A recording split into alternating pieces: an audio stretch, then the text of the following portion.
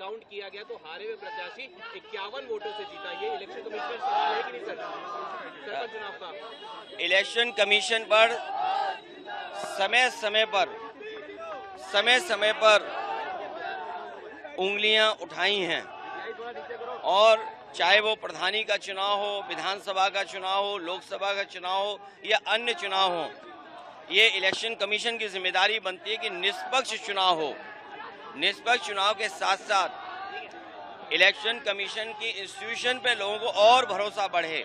इधर जो हम लोग देखते हैं कि इलेक्शन कमीशन के जो फैसले हैं, इलेक्शन कमीशन का जो काम करने का तरीका है, उससे लोग संतुष्ट नहीं हैं, अविश्वास पैदा हुआ है।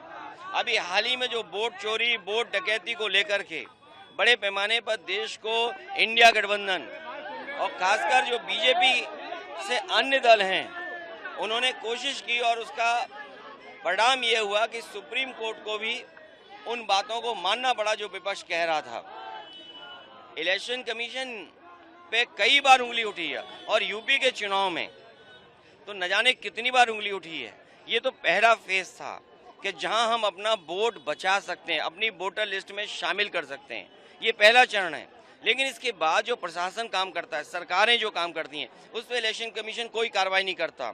मुझे याद है कि जिस समय उंगली उठाई थी इलेक्शन कमीशन पर, तो 18,000 वोटों का जो डिलीट किया गया था, उनकी जानकारी इलेक्शन कमीशन को दी, एफिडेविट के साथ दी।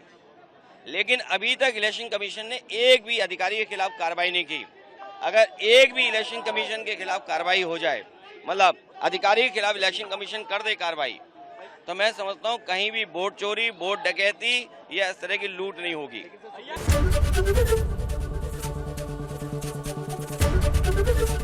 एबीपी गंगा, खबर आपकी, जुबान आपकी।